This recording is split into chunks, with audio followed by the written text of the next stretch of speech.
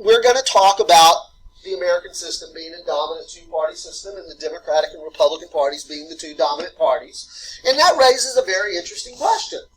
Why do we have a dominant two-party system in the United States? Among all the world's democracies, I think I've, in a completely different context, at least at one point earlier this semester, mentioned this fact to you, that the United States, American democracy, is in a number of ways fairly unique among the world's democracies. It's not the principal model of democracy. I have a fairly vivid memory of making that point previously, suggesting that parliamentary systems are really the predominant model of democracy in the world today. So there's lots of different aspects of the American system that is different than what we find in most other democracies, and this is one of them. The party system in the United States is a dominant two-party system. Now, the United States is not the only country in the world that has a dominant two-party system. It's sort of a modified two-party system in Britain and to a lesser extent in Canada. So there may be some hint there about, at least in terms of what the sort of the historical connection is there, that you have that British colonial experience in some of these places that have these dominant two-party systems, but it's not entirely that. I mean, that's just maybe sort of a interesting connection.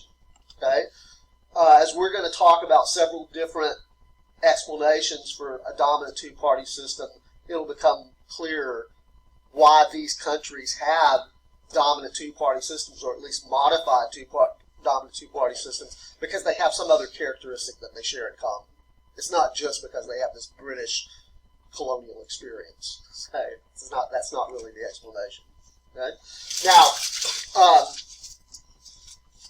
most other democracies in the world have competitive multi-party systems. So, what are the features of those systems in comparison or in contrast to the American system that help us understand why we have this sort of dominant two-party system in the United States? Well, there's been no shortage. I'm on the wrong slide. There we go.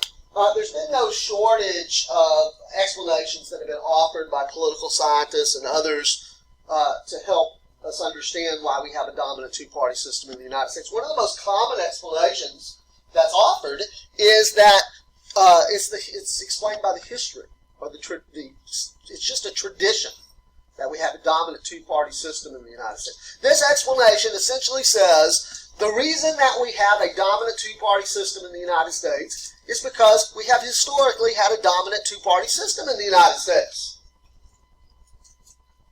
And while it's true, we have had a dominant two-party system in the United States. Let me share this with you, a timeline. If we look at the timeline, I'll digress here for just a second. Here's the part that we've already established a few minutes ago. Early in the late 18th century and early 19th century, we had this cadre party system that featured two-party competition between the Federalists and the Jeffersonian Republicans. Okay?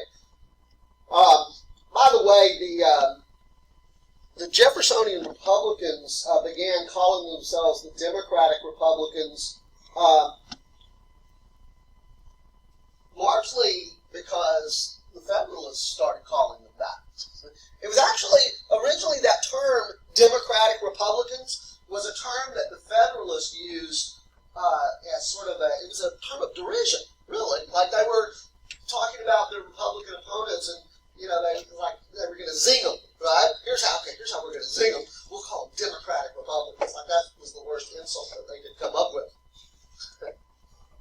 Well, I can just kind of imagine how they might have said it. Kind of like Republicans today when they talk about Democrats. Have you ever noticed that, like, if you watch these Sunday morning talk shows or, just something like that, when you have like a Republican spin doctor or some sort of Republican pundit on these programs, they talk about their Democratic opponents, they can hardly get the word Democrat out of their mouth without cringing. Like they are Democrats, right? In fact, they won't even say Democratic. I don't know. Maybe pay attention to that. See if you find that I'm right about that. I've noticed that many of the Republicans, when they're commenting about their Democratic opponents, they won't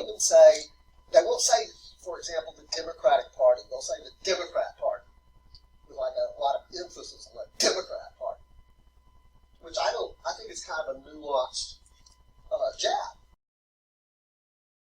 Democratic.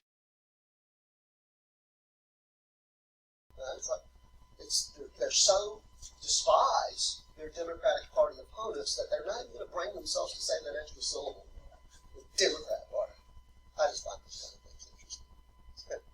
Back in those days, the Federalists thought it was a real zinger, as I said, right, to call the Jeffersonian Republicans. By the way, the Jeffersonian Republicans didn't call themselves Jeffersonian Republicans, they just called themselves Republicans.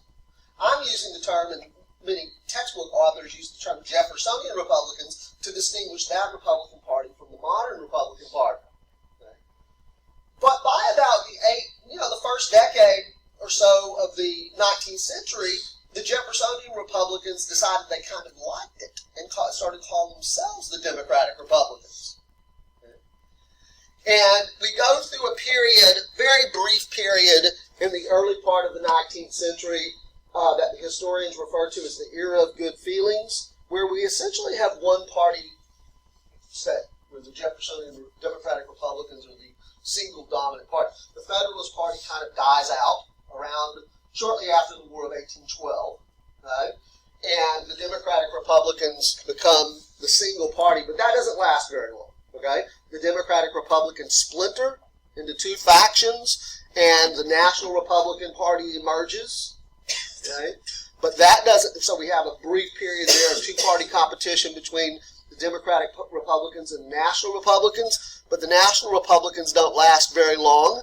They sort of die out around the 1820s, and about that time, or something about the early 1830s, the Democratic Republicans have just dropped the Republican part of their name altogether, and now they're just calling themselves the Democratic Party.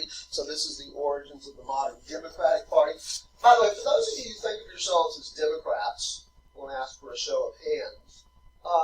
You have a very proud history, a very proud heritage in American politics. Did you know that the modern Democratic Party, the American political party called the Democratic Party, is the oldest political party in continuous existence anywhere in the world? It traces its roots at least back to Andrew Jackson, and a very good argument can be made back to Thomas Jefferson. It's not just the party of Barack Obama and Hillary Clinton and Bill Clinton, but it's also the party of John F. Kennedy and Franklin Roosevelt and Andrew Jackson and Thomas Jefferson. Right? By the way, the modern Republican Party, which I haven't gotten to yet, I'll show up here in just a second, also has a very long history, proud history, tradition. It is the second oldest political party in continuous existence anywhere in the world today. It is not just the party of Donald Trump and George W. Bush and Ronald Reagan. It's also the party of Teddy Roosevelt and Abraham Lincoln and John Fremont, going back to the 1850s. So Republicans also have a very proud history. At any rate, the modern Democratic Party emerges here during this period, and there's a brief period of competition with the Whig Party, right?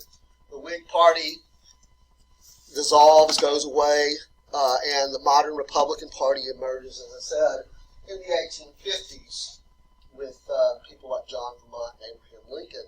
And since that time, we've had two-party competition between those two political parties.